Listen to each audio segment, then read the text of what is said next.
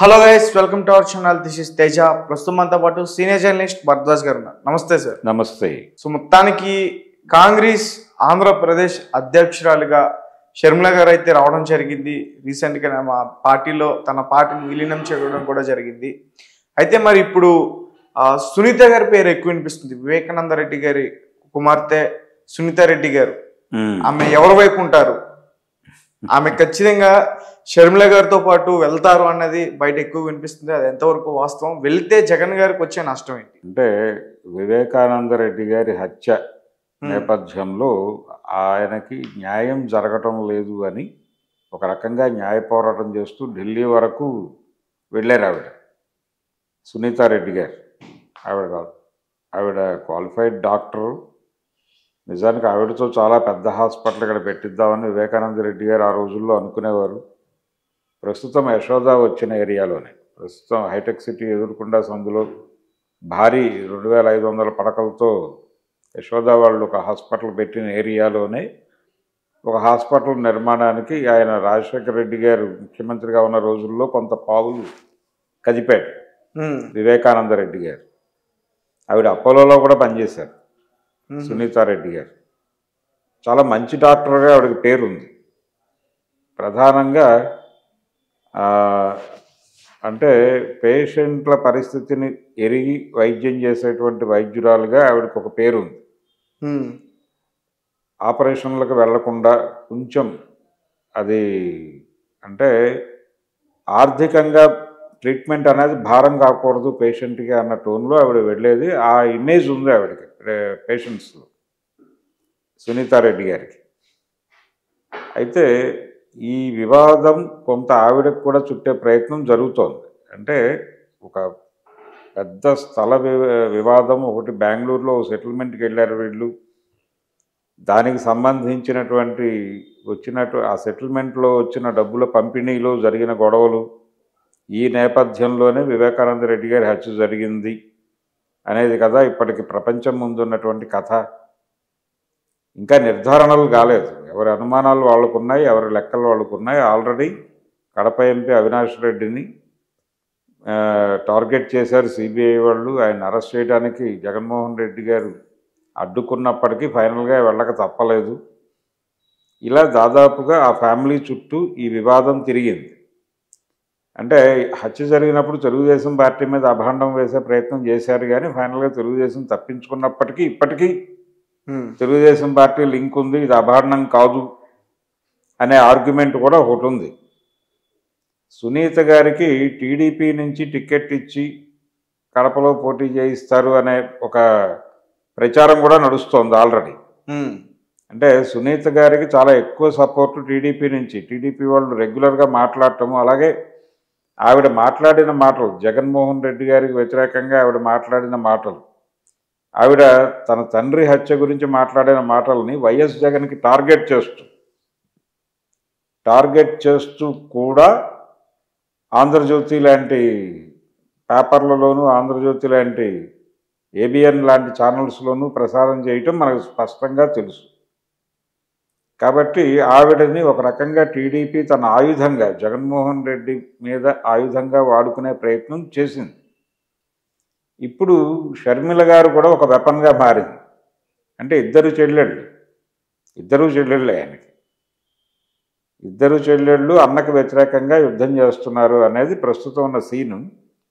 అయితే షర్మిల గారు కాంగ్రెస్ పార్టీలో తన పార్టీని విలీనం చేశారు, కానీ ఇంకా ఆవిడకి పిసిసి పగ్గాలు పూర్తిగా ఇవ్వలేదు. ఆవిడ పార్టీలో చేరారు, ఇంకా అధికారిక ప్రకటనలు రాలా. పిసిసి ప్రెసిడెంట్ ఆవిడే అనే మాట వినిపిస్తోంది అంతే, ఇంకా కనిపించలేదు సీన్. ఇవ్వచ్చు కూడా, ఇవ్వడం ద్వారా కొంత జగన్ని కన్ఫ్యూజ్ చేయొచ్చు అనేది.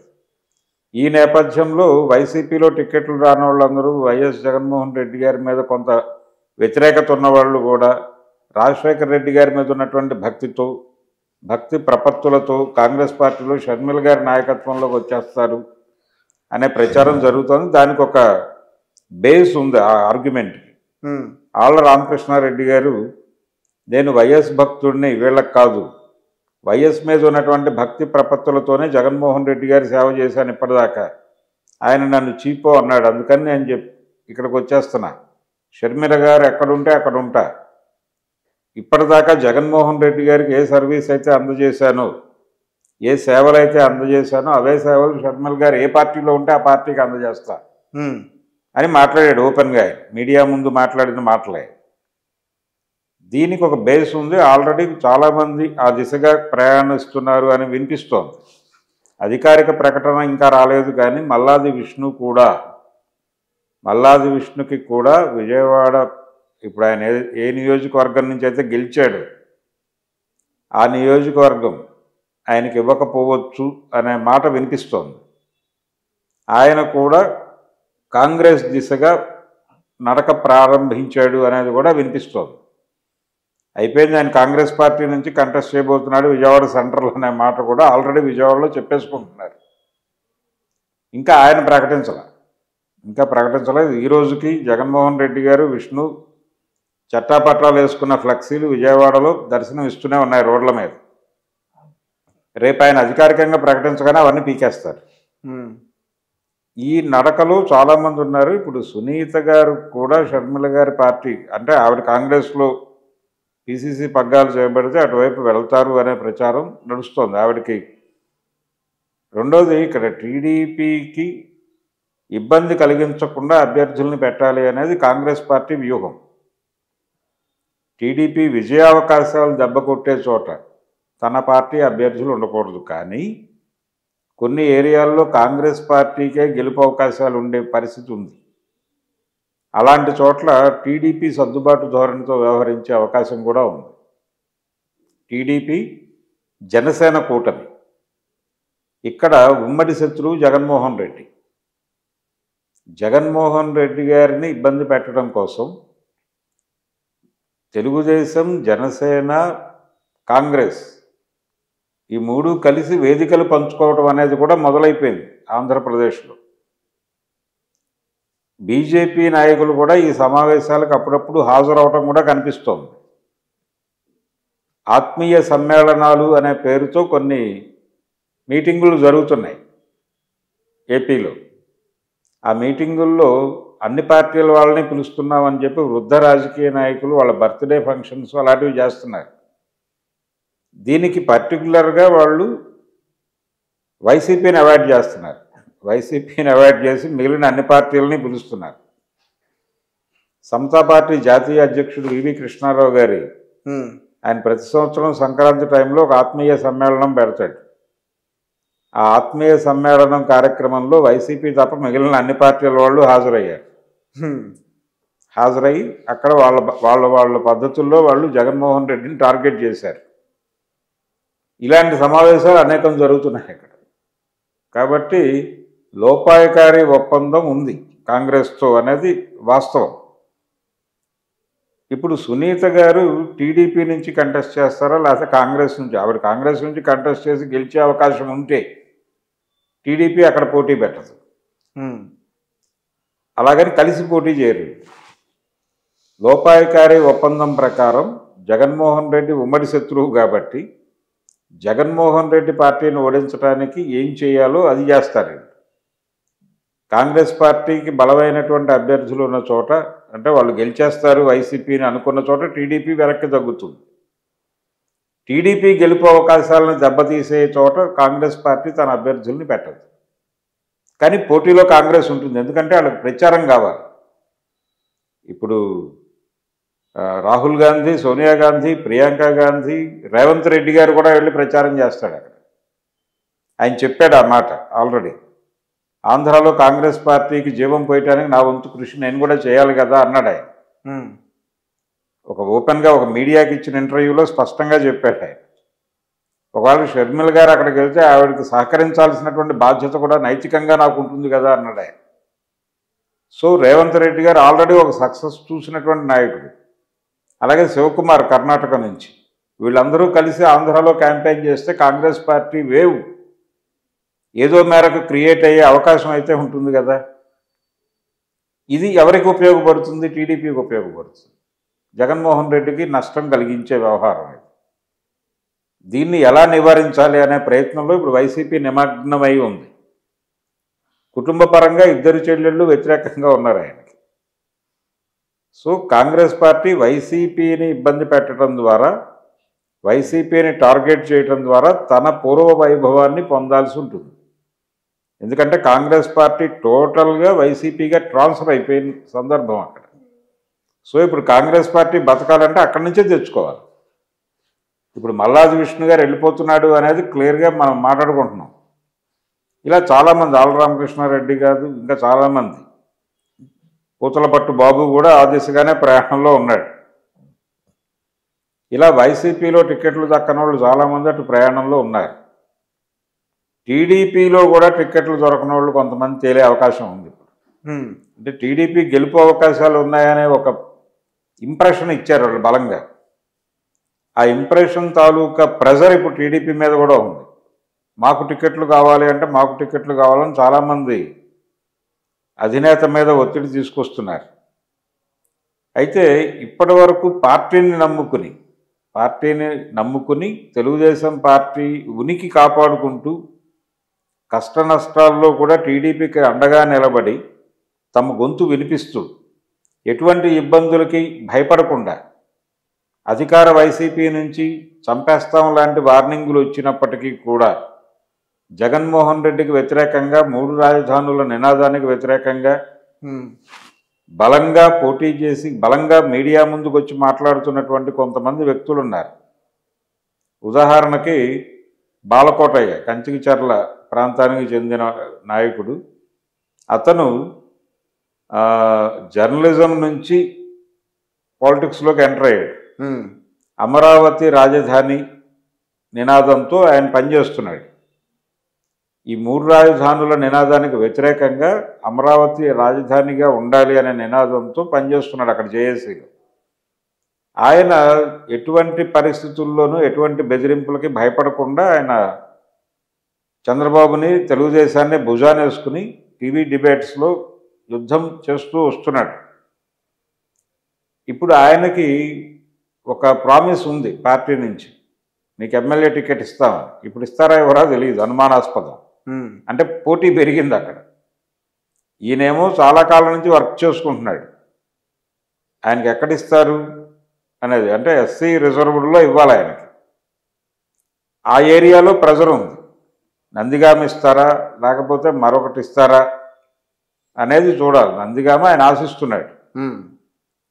అది ఇవ్వకపోతే పాత రోజుల్లో కోనేరు రంగారావు గారు రిప్రజెంట్ చేసినటువంటి నియోజకవర్గం ఉంది, అది ఇస్తారా అనేటువంటి ఒక డైలమాలో ఉన్నాడు అతను.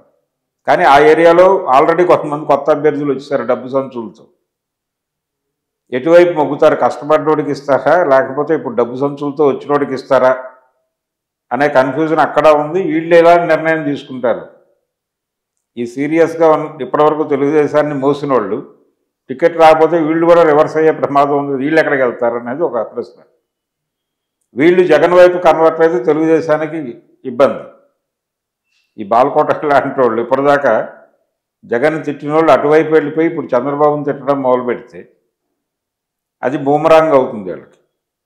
కాబట్టి అటు ఇటు కూడా జనాలు మోహరించి ఉన్నారు. అయితే అవతల నుంచి బయటకు వచ్చే వాళ్ళకి ఈవిడ ఒక ఉపశమనం కలిగిస్తుంది. షర్మిల గారు కాంగ్రెస్ పార్టీలోకి వెళ్ళి కాంగ్రెస్ పార్టీకి ఊపు వచ్చింది. ఇప్పుడు కాంగ్రెస్ పార్టీలో చేరితే కొంత మనం ఏదో మేరకు గెయిన్ అవుతాం. అంటే పాలిటిక్స్లో గెలుపు ఓటమి కంటే కూడా ప్రజల్లో ఉండటం ప్రధానం. ఎందుకు ఏదో పార్టీ తరఫున పోటీ చేయడానికి తహతహలాడతాడు నాయకుడు అంటే ప్రజల్లో ఉండాలి, మన ప్రజెన్స్ ఉండాలి. ప్రజెన్స్ ఉంటే తప్ప భవిష్యత్తు ఉండదు అని నమ్ముతారు.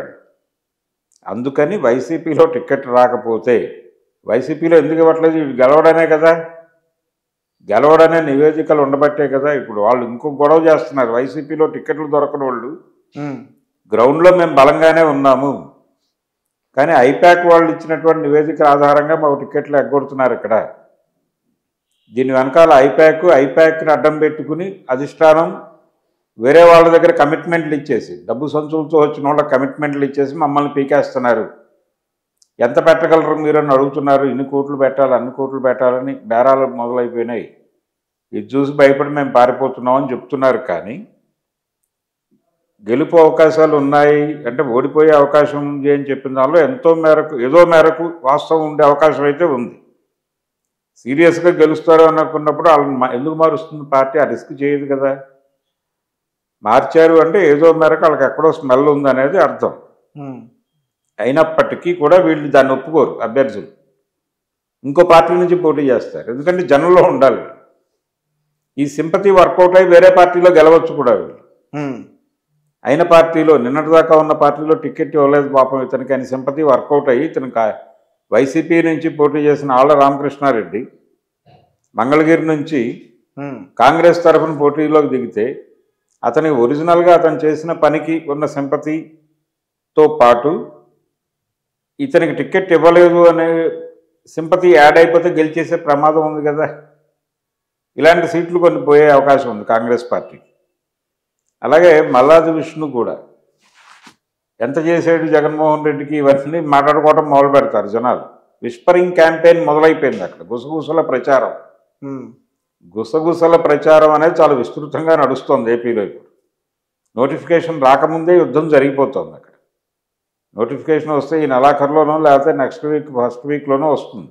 నెక్స్ట్ మంత్ ఫిబ్రవరిలో నోటిఫికేషన్ వస్తుంది. ఈ లోపులోనే అన్నీ సెట్ చేసేసుకుని యుద్ధానికి సిద్ధమైపోతున్నారు. కురుక్షేత్రానికి సేనల్ని రెడీ చేసుకునే పనిలో తెలుగుదేశం పార్టీ వైసీపీ రెండూ ఉన్నాయి. ఈ సందట్లో తన ఉనికిని కాపాడుకునే ప్రయత్నం కాంగ్రెస్ పార్టీ చేస్తోంది. ఇందులో భాగంగానే అనేక మంది అభ్యర్థులు తమ జాతకాలని సరిచూసుకుంటున్నారు.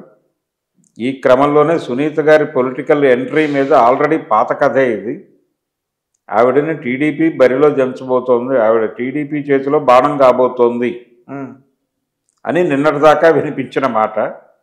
ఇప్పుడు ఆవిడ షర్మిల గారు కొంత సునీత గారి పట్ల సింపతి చూపించారు ఆ మధ్య.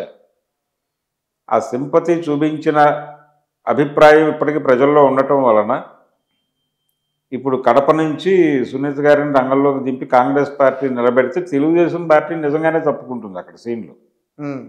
తప్పుకుని ఆవిడ గెలుపుకు దోహదపడే ప్రయత్నం చేస్తారు. అందరి టార్గెట్ జగన్మోహన్ రెడ్డి. ఇప్పుడు ఇంకో విచిత్రమైన పరిస్థితి ఏంటంటే ఏపీలో ఏదో మేరకు టీడీపీని ఇబ్బంది పెట్టాలి అనే స్పృహ ఆలోచన బయటకు చెప్పడం లేదు, కానీ బీజేపీలో ఉంది. వాళ్ళు ఇద్దరితోనూ స్నేహంగా ఉన్నట్టు నటిస్తున్నారు, తెలుగుదేశంతోనూ స్నేహంగా ఉన్నట్టే నటిస్తున్నారు, జగన్తో కూడా స్నేహంగా ఉన్నట్టు నటిస్తున్నారు, కానీ జగన్తో కొంచెం ఎక్కువ స్నేహంగా ఉన్నట్టు నటిస్తున్నారు. తెలుగుదేశం పార్టీతో కొంచెం తక్కువ స్నేహం నటిస్తున్నారు. అంటే ఇంటెన్షన్ ఏంటి? తెలుగుదేశం పార్టీని వీలైతే తొక్కేద్దామని. తొక్కేసి ఆ ప్లేస్లో తాను ఎమర్జ్ అవ్వాలి నెక్స్ట్ ఎలక్షన్స్లో. ఇప్పుడు కాదు, ఈ ఎలక్షన్స్లో తెలుగుదేశం పార్టీకి వీలైతే సమాధి కట్టి, తర్వాత ఎన్నికల్లో కుదిరితే వైసీపీకి సమాధి కట్టి ఏపీ స్టేట్ని తన కంట్రోల్లో పెట్టుకోవాలనే వ్యూహం వాళ్ళకి చాలా కాలంగా ఉంది. వాళ్ళు చంద్రబాబు కంటే కూడా జగన్మోహన్ రెడ్డి సేఫ్ అనే ఆలోచనతో ఉన్నారు. చంద్రబాబు ఏ క్షణమైనా తోకాడించవచ్చు. ఇప్పుడు కేసులు వచ్చినాయి కాబట్టి కొంచెం కంట్రోల్లో ఉంటాడనే అభిప్రాయం. రెండోది, రేపు గనక పార్లమెంట్ ఎలక్షన్స్లో బీజేపీకి విస్తృతమైన మెజారిటీ రాకపోతే, వీళ్ళ మీద ఆధారపడాల్సిన పరిస్థితి వస్తే, ఇది తెలుగుదేశం మీద కానీ వైసీపీ మీద కానీ ఆధారపడే పరిస్థితి వస్తే, వీళ్ళిద్దరూ కూడా మోడీకి నై చెప్పి రాహుల్ గాంధీకి జై చెప్పే ప్రమాదం కూడా ఉంటుంది. ఎవరు? చంద్రబాబు, అలాగే జగన్మోహన్ రెడ్డి కూడా. ప్రస్తుతానికి బీజేపీ హవా ఉంది కాబట్టి రాముడు వాళ్ళని విజయాల తీరాలకు లాక్కెళ్ళిపోతాడనే నమ్మకం అందరికీ ఉండడం చేత తగ్గి వ్యవహరిస్తున్నారు, కానీ ఎవరు నోరు మెదపటం లేదు. కానీ ఏమాత్రం తేడా జరిగినా బీజేపీని తొక్కేయడానికి ప్రయత్నం చేసే వాళ్ళలో వీళ్ళిద్దరూ ముందుంటారు, జగన్మోహన్ రెడ్డి, చంద్రబాబు ఇద్దరు కూడా. కాబట్టి విచిత్రమంగా బీజేపీ ఏమో తెలుగుదేశాన్ని టార్గెట్ చేస్తోంది, కాంగ్రెస్ పార్టీ ఏమో వైసీపీని టార్గెట్ చేస్తోంది. సీరియస్గా జగన్ని ఎలిమినేట్ చేయాలనేది వాళ్ళ ప్రోగ్రాం. తెలుగుదేశం పార్టీని సైలెంట్గా చంపేయాలనేది బీజేపీ ప్రోగ్రాం. అంటే రెండు జాతీయ పార్టీలు, అక్కడేమో రెండు ప్రాంతీయ పార్టీలు బలంగా ఉండి వాటి మధ్య పోటీ ఉంది. ఈ రెండు పార్టీలని చంపేయడానికి రెండు జాతీయ పార్టీలు షాడోల్లాగా నిలబడి ఉన్నాయి అక్కడ. ఇది ప్రస్తుతం ఏపీలో ఎలక్షన్ సీన్. ఓకే. దీనిలో ఏ అభ్యర్థి ఎక్కడి నుంచి కంటెస్ట్ చేస్తాడు, ఎవరు ఎవరికి మద్దతుగా నిలబడతారు, ఎవరు ఏ పార్టీలో చేరి పోటీ చేస్తారు అనేది మొత్తం ఇంకొక వారం 10 రోజుల్లో పూర్తి క్లారిటీ వచ్చేస్తుంది. Okay sir, thank you so much. Thank you.